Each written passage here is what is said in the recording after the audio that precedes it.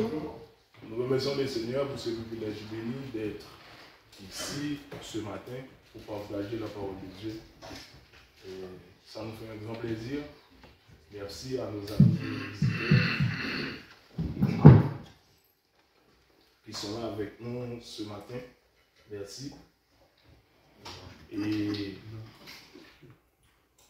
nous remercions aussi la sœur ici et cette fille et encore en tant que grand-mère aussi avec mes petits-enfants. Ça nous fait un grand plaisir d'être là avec nous. Merci de votre présence et ainsi que vos défis. Ça nous fait un grand plaisir. Merci. Je voulais remercier aussi ma femme, mes mères et toute ma famille et l'église dans son ensemble.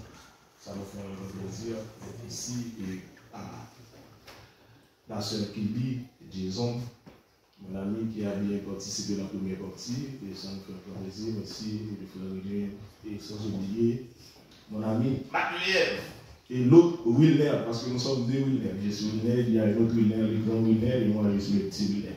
Et juste avant de commencer, je vais Maestro, ami, nous couvrons la tête pour une coup de prière. Nous te remercions Seigneur, nous te demandons que tu sois avec nous, que ce message puisse guider par le Saint-Esprit. Est-ce que le nom de chacun de nous ici présent va être d'or dans ton livre de vie? Nous t'en prions ici au nom de Jésus. Amen. Merci. La bataille des aigles, c'est ce que nous allons considérer ensemble aujourd'hui. Et le texte de méditation se trouve dans Apocalypse 12, le verset 14. Apocalypse 12, le verset 14, c'est à partir de là que nous trouvons le texte de base pour aujourd'hui. La bataille des aigles.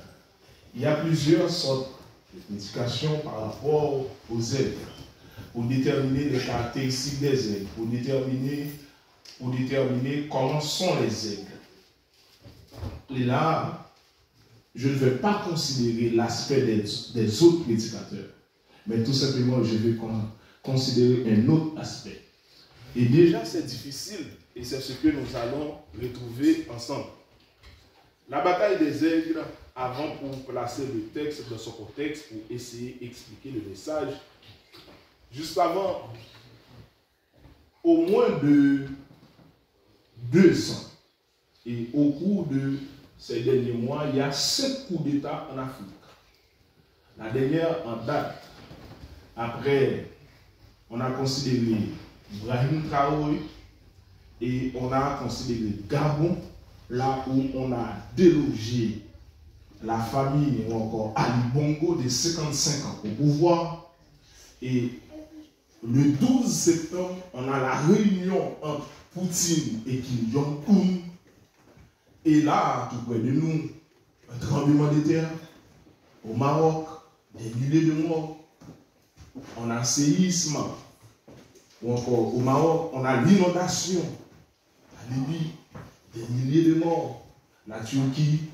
Et en 1999, l'inondation en France à 3 à 4 mètres de hauteur, d'où le monde bouleverse aujourd'hui.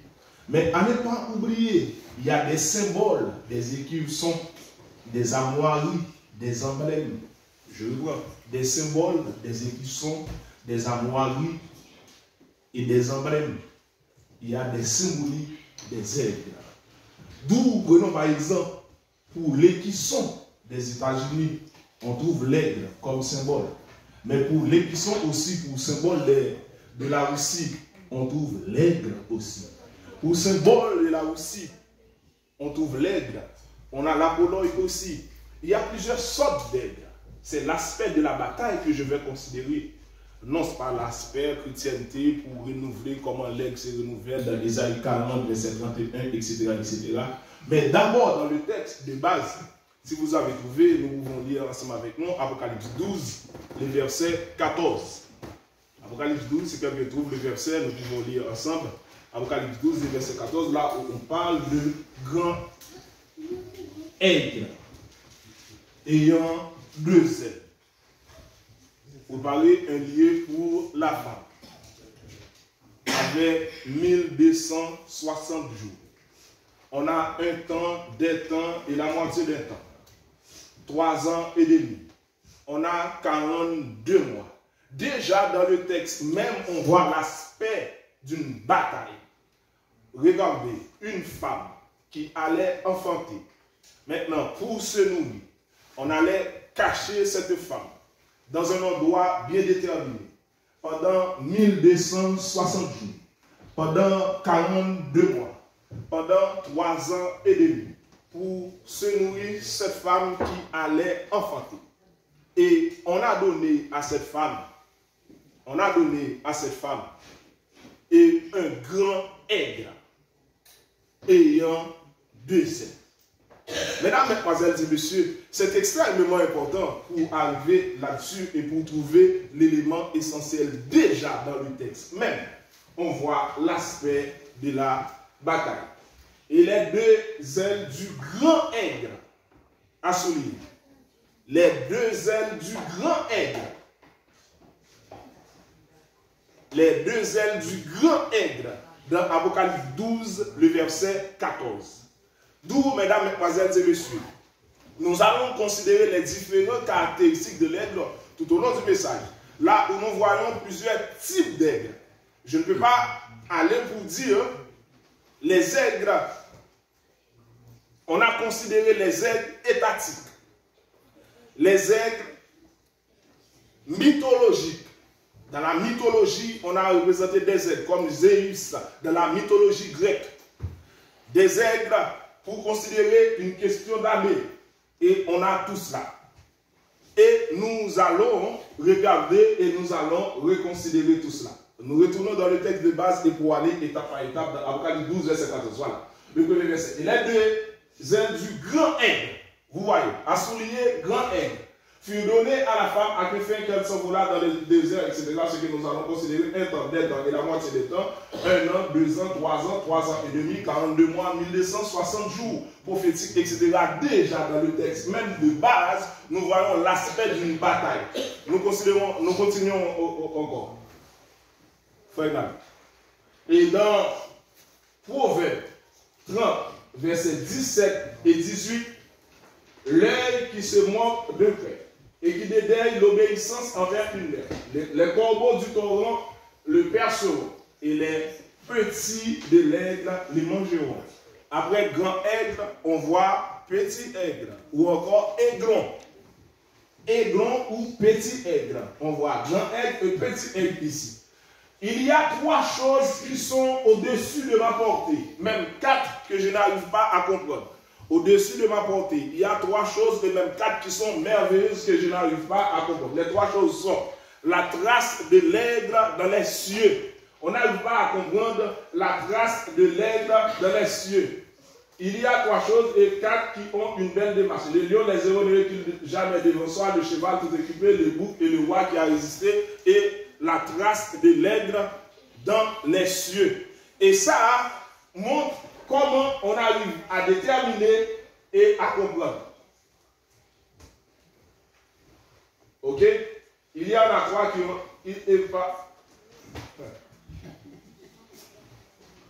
Ok. La trace de l'aigle dans les cieux et tout cela. Maintenant, à remarquer la liaison entre le lion, le héros des animaux ne reculant jamais devant qui que ce soit. Il y a 3 choses qui sont une belle alliée. L'un des 4 êtres vivants par rapport à, dans l'Apocalypse, l'un ayant le visage d'un aigle, le visage d'un lion, ou encore la face d'un aigle, la face d'un lion, la face d'un bœuf, pour la face d'un homme. Et là, nous reviendrons là-dessus en termes. Maintenant, si l'aigle représente par caractéristique, on voit un grand aigle, dans Apocalypse 12, verset 14, on voit petit aigle ou encore les aiglons, et nous allons déterminer et pour avancer. On avance et pour arriver à déterminer. Dans Job 29, verset 37 à 30, et là, nous allons découvrir les stratégies de l'aigle. Est-ce par ton ordre que l'aigle se lève et qu'il place son nid sur les hauteurs? Remarquez, la Bible donne la stratégie de l'aigle. Et nous allons démontrer par métaphore ou encore par sorte de parallélisme, les stratégies de l'aigle trouvées dans la Bible, ce sont les mêmes stratégies utilisées par d'autres aigles représentées par d'autres pays aujourd'hui. Les mêmes stratégies. Maintenant, est-ce pas ton ordre que l'aigle se lève, qu'il se place son nid sur les hauteurs? C'est dans les rochers qu'il habite. Ça, c'est dans la Bible. Dans les rochers qu'il habite, qu'il a sa demeure. Sur la cime des rochers, sur le sommet des monts. C'est la stratégie. Et de là, il aiguise sa proie, il plonge au loin les regards. C'est petit. Les aiglons boivent quoi? Le sang. Et là où sont des cadavres, qu'est-ce qu'il y a là? On se trouve l'aigle aussi. Dans quelques endroits, on trouve l'aigle, il y a des cadavres. Il y a des cadavres. Dans quelques endroits, on trouve l'aigle, il y a des cadavres. Maintenant, pour continuer, mesdames, mesdemoiselles et messieurs, c'est la stratégie de l'aigle. C'est là où l'aigle voit 4 fois plus de l'homme. À 1500 mètres de hauteur. Et l'aigle, c'est monogamie, c'est-à-dire l'aigle uni pour la vie avec d'autres aigles. La durée de vie de l'aigle varie entre 20 ans et 30 ans. Et là, on a plusieurs caractéristiques. Voilà le verset. Le premier était semblable à un lion, de Daniel 7, et avait des ailes d'aigle. Et avait des ailes d'aigle. À regarder, Jacques Boucan a utilisé les ailes d'aigle pour représenter là comme premier empire Babylone. Babylone. Et avait des ailes d'aigle. Je regardais jusqu'au moment où ses ailes furent arrachées. Voyez, il fut enlevé de terre et mis debout sur ses pieds comme un homme, et un cœur d'homme lui fut donné. Avec l'orgueil de Nebuchadnezzar, Dieu a envoyé Nebuchadnezzar parmi les bêtes pendant combien de temps? 7 ans. D'où Nebuchadnezzar, qui était un lion au départ, avec l'orgueil de Nebuchadnezzar, et Dieu a envoyé Nebuchadnezzar parmi les bêtes pendant 7 ans. Vous voyez l'aigle, vous voyez ses ailes, vous voyez le lion et vous voyez l'homme. Les 4 représentaient Nebuchadnezzar. On avance pour montrer l'importance de l'aigle jusqu'à ce que pour arriver. Et Apocalypse 4, verset 7. Le premier être vivant est semblable à un lion. Le second être vivant est semblable à un veau. Le troisième être vivant à la face d'un homme. Et le quatrième être vivant est semblable à quoi? À un aigle qui vole. C'est la face spirituelle. D'où nous allons retrouver l'aigle religieux, l'aigle étatique, l'aigle dynastie, l'aigle universel, l'aigle généralisé, l'aigle mythologie, l'aigle universel, généralisé et spécialisé, institutionnel et l'aigle d'armée. Toutes ces caractéristiques de l'aigle trouvées dans la Bible se trouvent aussi aujourd'hui à travers les guerres. Nous continuons. Et je regardais et je regarde un aigle qui volait au milieu du ciel. Nous, les adventistes du 7e jour, nous connaissons Apocalypse 14, verset 6, c'est le message des 3 ans. Le premier ange qui vole par le milieu du ciel ayant un évangile éternel. Et le terme grec angelos qui traduit ange ou messager. Mais ici, ce n'est pas un aigle, ce n'est pas un ange qui volait. Mais ici, c'est un aigle. Dans l'Apocalypse 8, verset 13, c'est un aigle qui volait par le milieu du ciel. Et le terme grec pour traduire aigle, c'est aétos. Aétos signifie un aigle qui volait par le milieu du ciel. Pour traduire après les 4 premiers sons de la trompette dans Apocalypse 8, pour déterminer, maintenant pour faire la transition entre 4 premiers sons et les 3 autres sons de la trompette, maintenant c'est un aigle, non pas un ange. Et l'aigle qui volait par le milieu du ciel, dans Apocalypse 13, dans Apocalypse 8, verset 13, prononce 3 fois malheur, malheur, malheur. 3 fois. Pour dire les 3 derniers sons de la trompette qui viendront après, c'est extrêmement dangereux. Malheur, malheur, malheur. Mais ce n'est pas un ange, c'est un aigle. À Ethos. Maintenant, là, on arrive à comprendre. Je vis un autre ange qui volait par le milieu du ciel. Je fais la différence entre ange qui volait par le milieu du ciel, angelos, ange et messager, et l'autre aigle dans Apocalypse 8, 13 qui volait par le milieu du ciel aussi pour un évangile. Et ça, un évangile éternel pour dire à la terre, elle est tombée, elle est tombée, elle est tombée, Babylone la grande. Malheur, malheur, 2 fois. Et l'aigle dit malheur, malheur, malheur, 3 fois. C'est la différence entre l'aigle et l'ange. À Ethos et Angelos. On avance pour déterminer. Vous avez vu ce que je fais à l'Égypte et comment je vous ai porté quoi? Sur des ailes d'aigle pour arriver jusqu'ici. C'est l'Éternel des armées. C'est dans Exode 19, regardez bien. Mais c'est avant de donner, dans Exode 20, qu'on nous en croit. Les 10 commandements. C'est avant, lorsque Moïse montait sur la montagne et l'Éternel parlait. Vous avez vu comment je vous ai porté quoi? Sur des ailes? Avec rapidité, avec protection, avec force. En laissant les 10 plaies, je vous ai porté sur des ailes d'aigle, avec vigilité, avec force, avec surveillance. Pour arriver jusqu'ici, vous avez vu. Maintenant, c'est la protection. Là, on a une autre facette d'aigle. Maintenant, Deutéronome 32, verset 11. Pareil à l'aigle qui éveille sa couvée. Protège. Voltige sur ses petits. Je vais lire tous ces versets, c'est pour, dans la conclusion, afin que vous puissiez comprendre. Parce que c'est difficile. Parce que les textes, même dans Proverbe 30, verset 17 à continuer, pour dire, il y a 3 choses et même 4 qui sont au-dessus de ma portée. La trace de l'aigle dans les cieux, la trace de navire sur la mer, la trace de l'homme sur la femme. On arrive, c'est extrêmement difficile, c'est au-dessus de ma portée, au-dessus de mes connaissances. C'est-à-dire que je n'arrive pas à comprendre. La trace de l'aigle dans les cieux, c'est difficile à comprendre. C'est pour cela que je vais essayer d'analyser. Ok.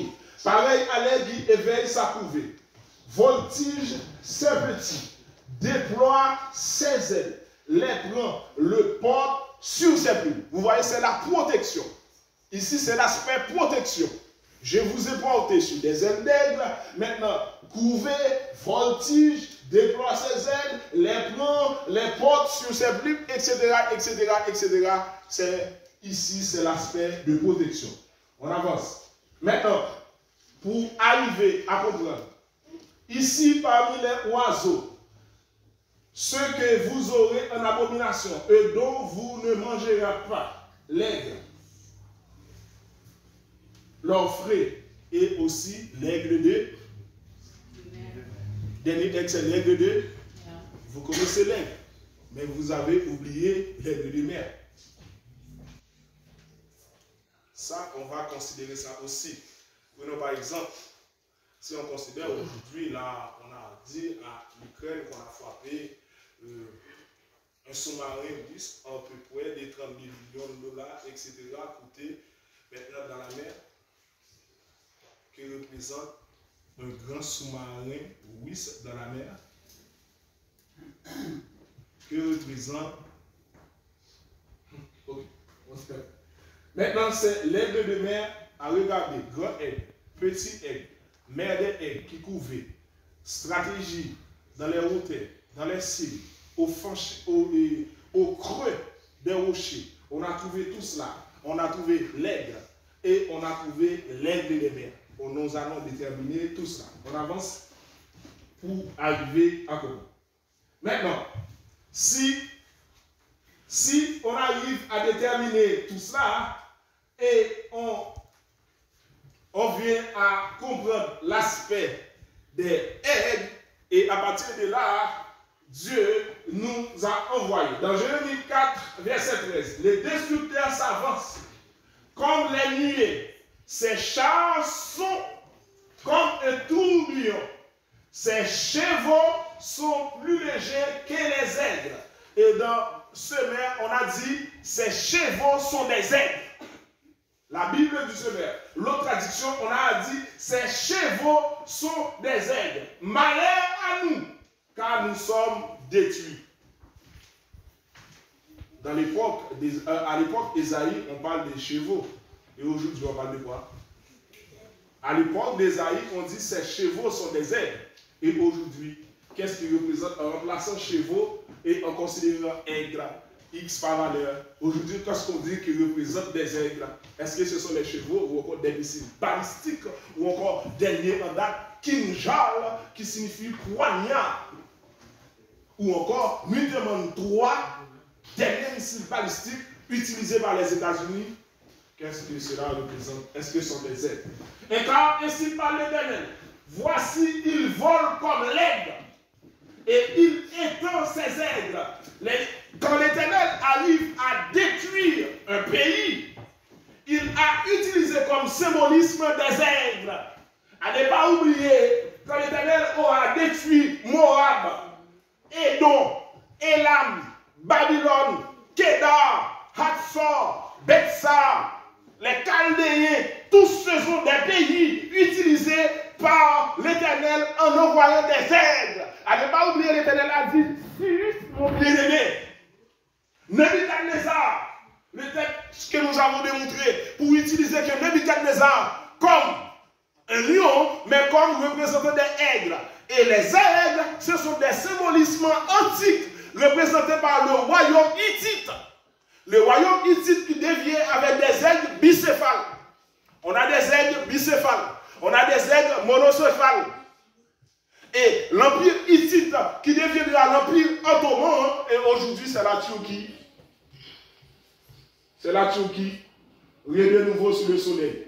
L'Éternel fera partie de loin des extrémités de la terre une nation qui fondera sur toi des vols d'air.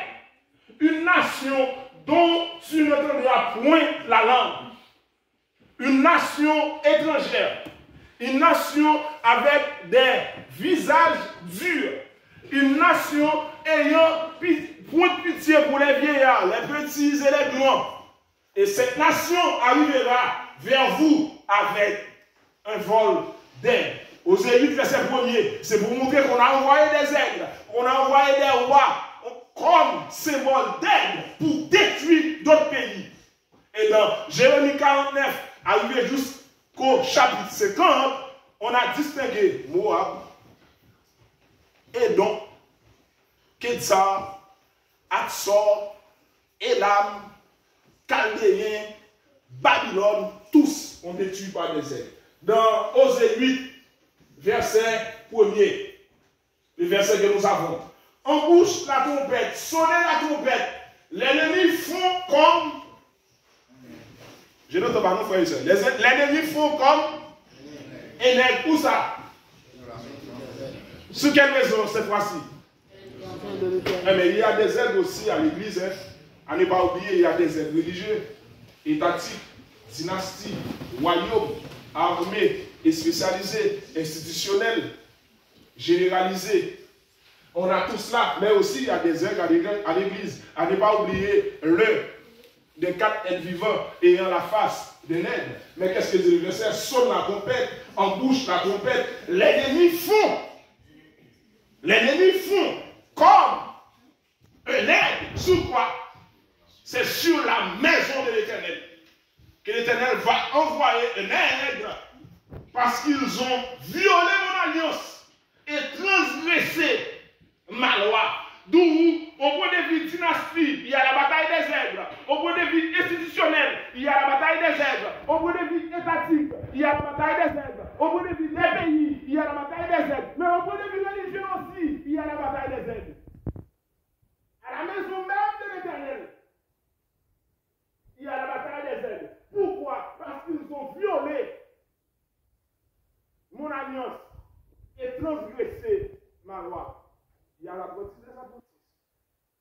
Il y a la bâtie du 7e jour. Il y a la bâtie du reste. Il y a la bâtie des réformés. Il y a la bâtie des sodonistes.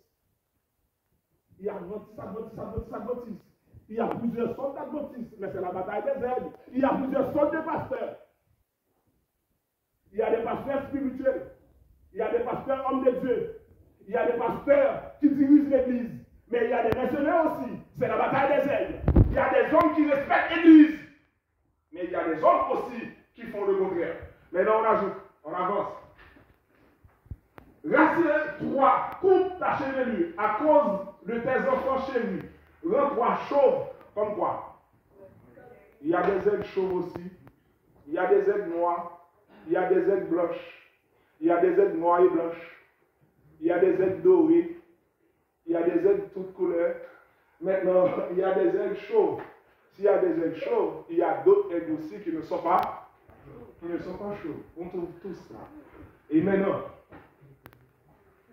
voici, je vais susciter quoi? Les Chaldéens, peuple furibond et impétueux qui traversent de vastes étendues de pays pour s'emparer des demeures qui ne sont pas à lui.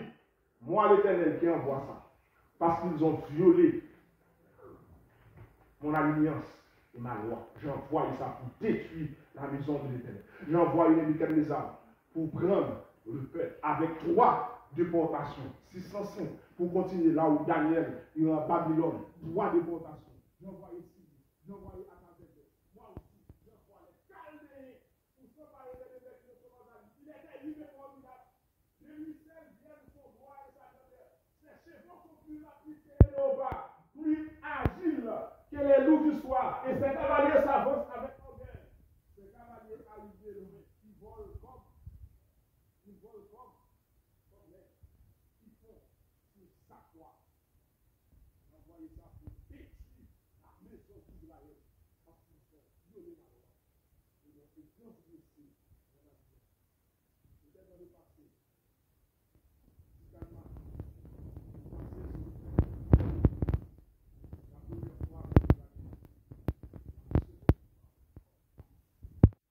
De nouveau sous le soleil. Un peuple qui oublie son histoire. Un peuple qui oublie son histoire est condamné de la vie. Rien de nouveau sous le soleil. De même dans le passé. Mais ça viendra encore. Tu diras ici par le Seigneur l'Éternel. Un grand aigle. Un grand aigle aux longues ailes.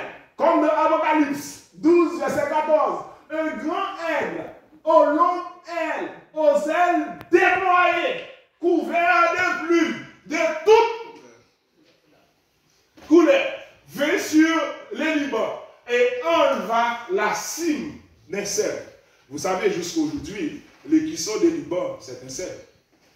Vous savez, aujourd'hui, l'équisson de l'Arménie, c'est le mont Ararat. Le mont Ararat, là, sur ce mont-là, on a dit que l'âge de l'Oé s'est ouvert, c'est en Arménie.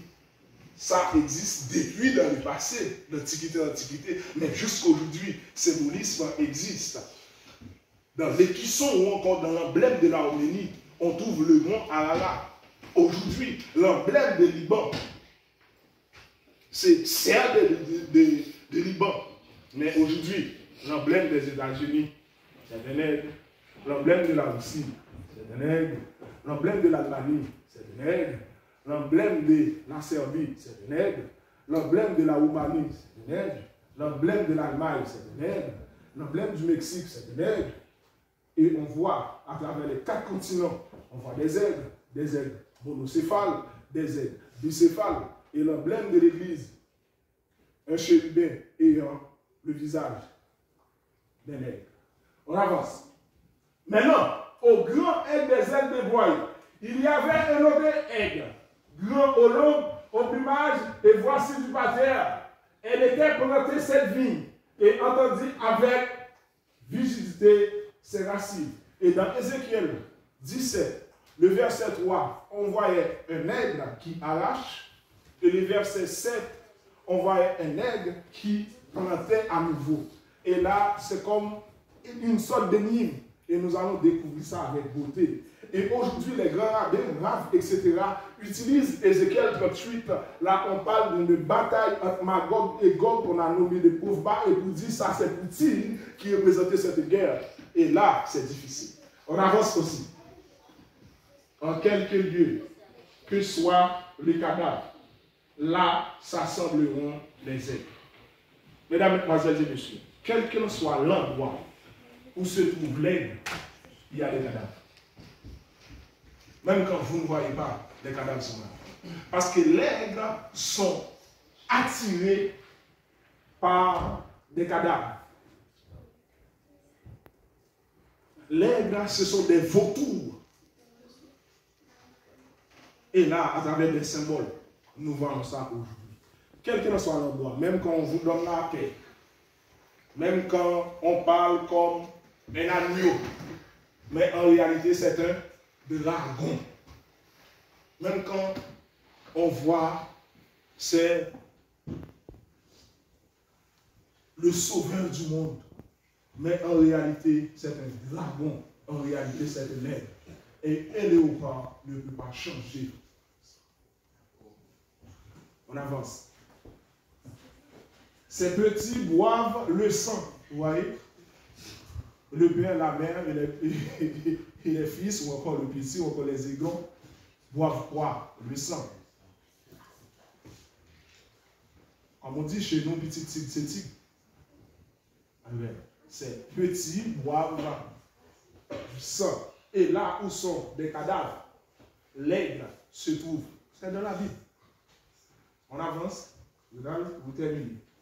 Les disciples lui dirent, ça c'est une question à la fin, qu'on trouve aussi dans Matthieu 24, dans Job qu'on a vu, et aussi les disciples demandaient à Jésus, là où Jésus parle de l'avènement, là où Jésus parle de l'exhortation, là où Jésus parle de la tribulation, avant la venue de Jésus.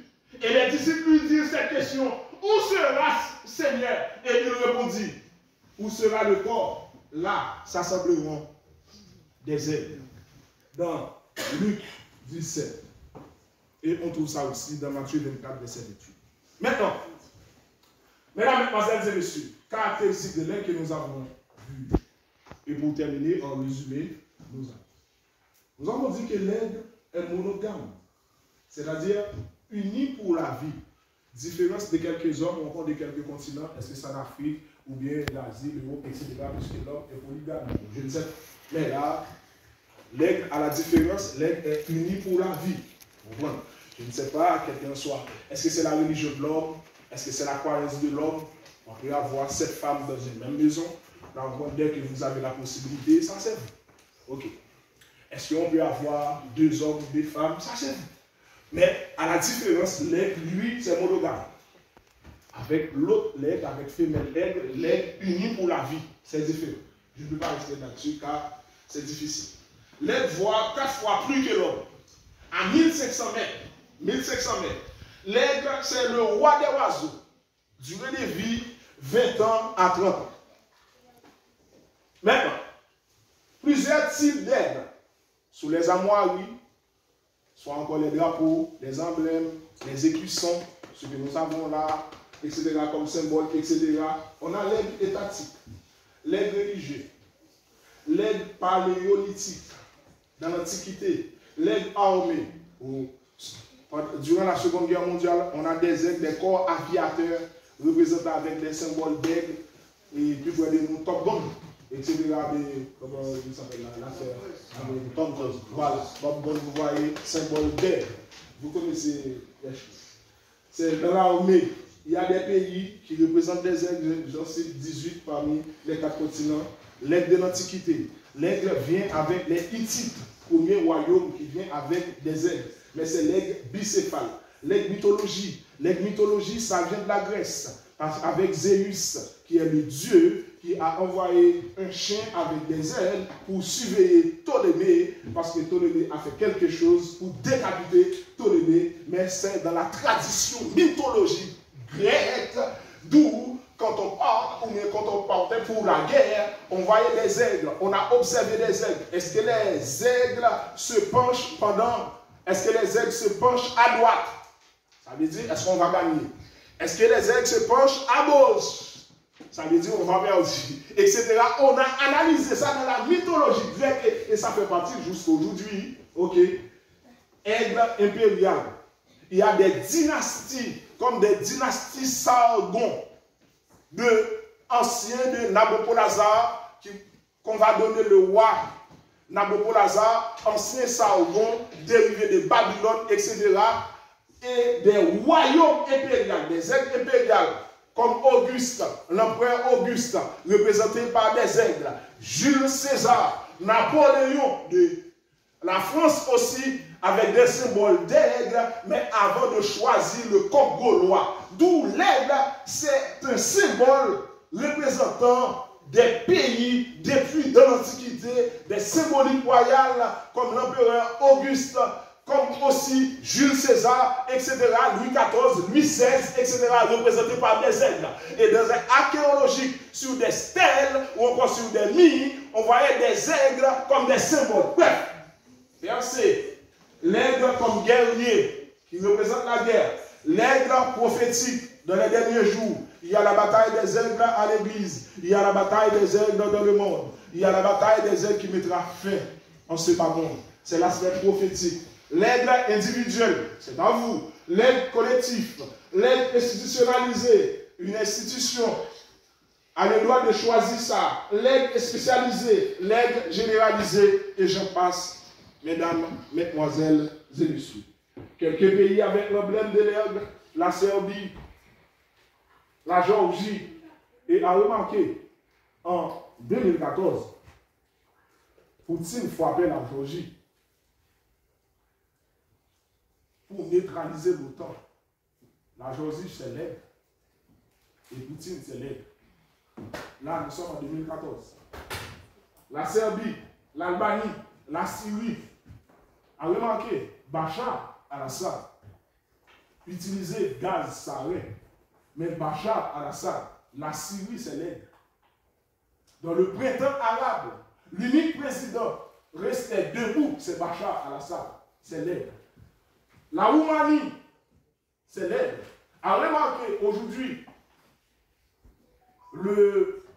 aux environs entre 1er et 10 juillet, on a envoyé des drones durant la guerre d'Ukraine et la Russie, tout près de la Roumanie, la frontière de la Roumanie. A remarqué, la Roumanie, c'est l'aigle. La Serbie, c'est l'aigle. Et la Russie, c'est l'aigle. L'Égypte. L'Égypte de Al-Sisi a remarqué, l'Égypte aujourd'hui construit un nouveau capital à travers un désert extrêmement important parce qu'on montre l'importance de l'Égypte à travers des mythologies et à travers des momifications, etc. et des stèles d'Égypte.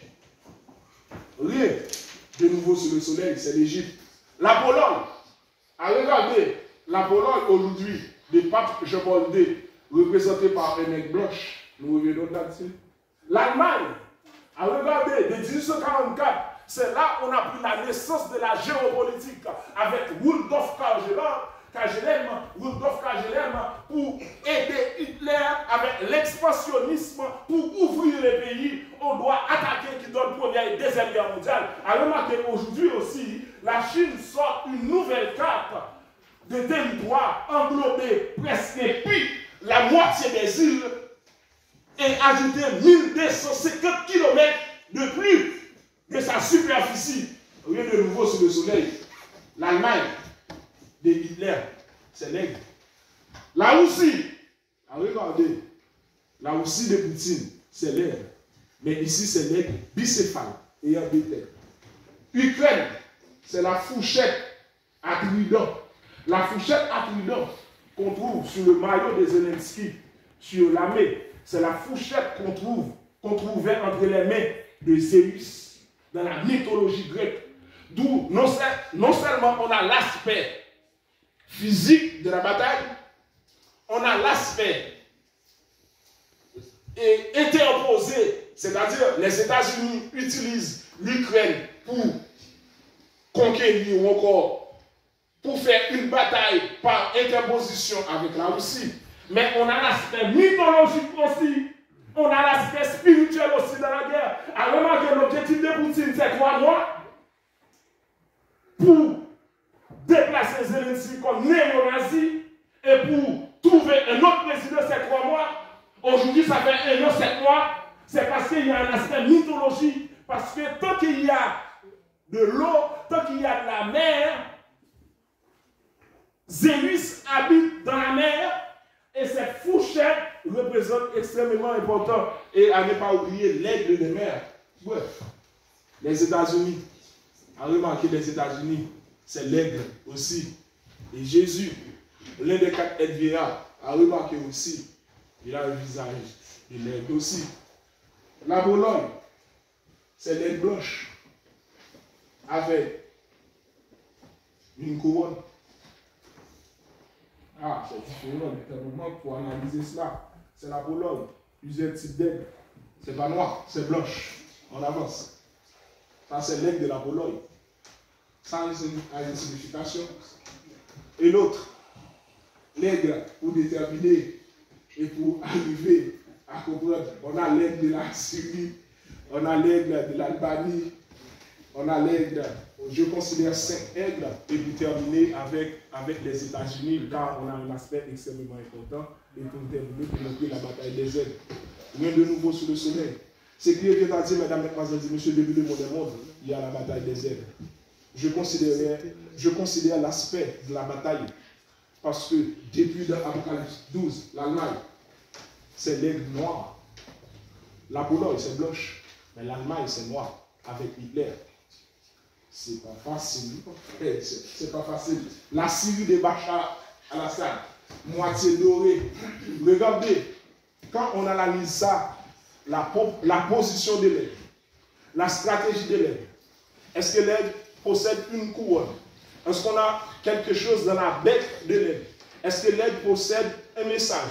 Est-ce qu'il y a quelque chose dans les pattes de l'aigle, à droite ou à gauche? On analyse tout ça et vous déterminez. Bref, nous ne sommes pas là parce que le temps nous manque. On avance. Ça, c'est l'aigle de la Syrie, l'Égypte de Al-Sisi, avec 2 étoiles. Et Al-Sisi imite Poutine et Xi Jinping.